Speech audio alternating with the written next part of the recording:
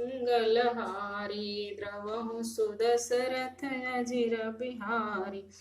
तब देखी मुद्रिका मनोहर राम नाम अंकित अति सुंदर। चकित चितव मुदरी पहचानी हर्ष विषाद गई अकुलानी। जीत को सकहि अजय रघुराय माया तेय सिर रचनी न जाई। सीता मन विचार कर नाना मधुर वचन बोले हनुमान।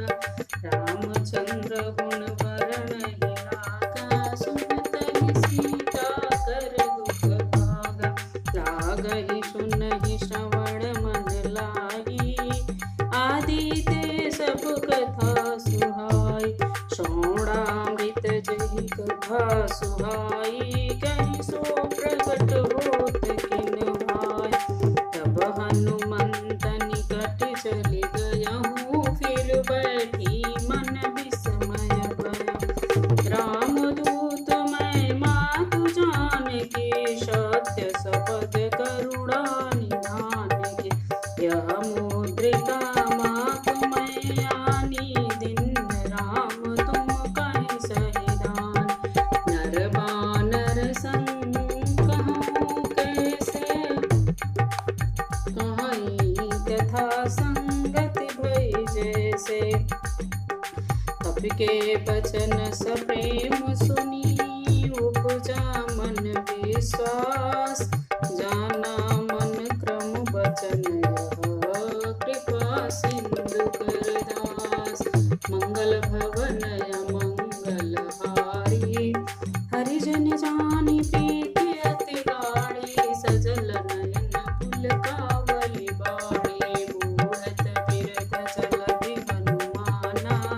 भयउ तात महु कहूँ जल जाना। अब कहूँ कौशल जाऊ बलिहारी अनुज सहित सुख भवन खरारी। कोमल चित कृपाल रघुराई कपि कहिए तथरहु निठुराई। सहज बान सेवक सुखदायक कबहु सुरत करत रघुनायक। कबहु नयन मम शीतलता होई निरख श्याम मृदु गाता। बचन आव नयन भर बारी अहो नाथ निपट विसार। देखि परम विरहा कुल सीता बोला कपि मृदु वचन विनीता।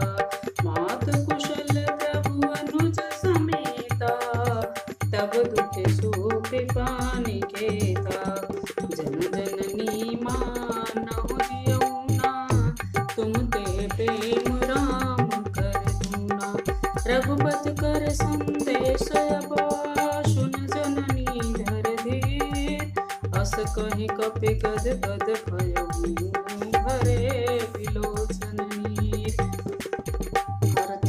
तब उन्होंने राम नाम अंकित अत्यंत सुंदर एक मनोहर अंगूठी देखी। अंगूठी को पहचान कर सीता जी आश्चर्यचकित होकर उसे देखने लगे। हर्ष तथा विषाद से हृदय में अकुला उठी। वे सोचने लगी रघुनाथ जी तो सर्वथा अजय उन्हें कौन जीत सकता। माया से ऐसी माया उत्पादन सर्वथा दिव्य रहित चिन्मय अंगूठी बनाई नहीं जा सकती। सीता जी मन में अनेक प्रकार विचार कर रही थी। इसी समय हनुमान जी मधुर वचन बोले। वे रामचंद्र जी के गुणों का वर्णन करने लगे जिनके सुनते ही सीता जी का दुख भाग गया। वे कानों को मन लगाकर उसे सुनने लगी। हनुमान जी आदि से लेकर सारी कथा कह सुनाई। सीता जी बोले जिसके लिए कानों के लिए अमृत स्वरूप यह सुंदर कथा कही है वे भाई प्रकट क्यों नहीं होता। तब हनुमान जी पास चले गए। उसे देखकर सीता जी फिर मुंह कर बैठ गए। उनके मन में आश्चर्य हुआ। हनुमान जी ने कहा हे माता जानकी मैं श्री रामचंद्र का दूत हूँ। करुणा निधान की सच्ची शपथ कहता हूँ हे माता यह अंगूठी मैं ही लाया हूँ। श्री रामचंद्र जी ने मुझे आपके लिए यह शैतानी निशान पहचान दिए। सीता जी ने पूछा नर और बानर का संग कहो कैसे हुआ। तब हनुमान जी ने जैसे संग हुआ सा कथा कही।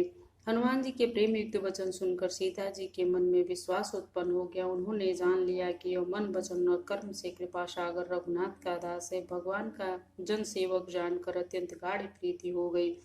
नेत्रों में प्रेम आंसुओं का जल भर आया, शरीर अत्यंत पुलकित है। सीता जी ने कहा, हे तात हनुमान, विरह सागर में तुम डूबते हुए मुझको जहाज हुए, मैं बलिहारी जाती हूँ। अब छोटे भाई लक्ष्मण सहित घर के शत्रु सुख के धाम प्रभु का कुशल मंगल कहो। रघुनाथ जी तो कोमल हृदय और कृपाल हुए। फिर हे हनुमान, उन्होंने किस कारण यह निठुरता धारण कर ली?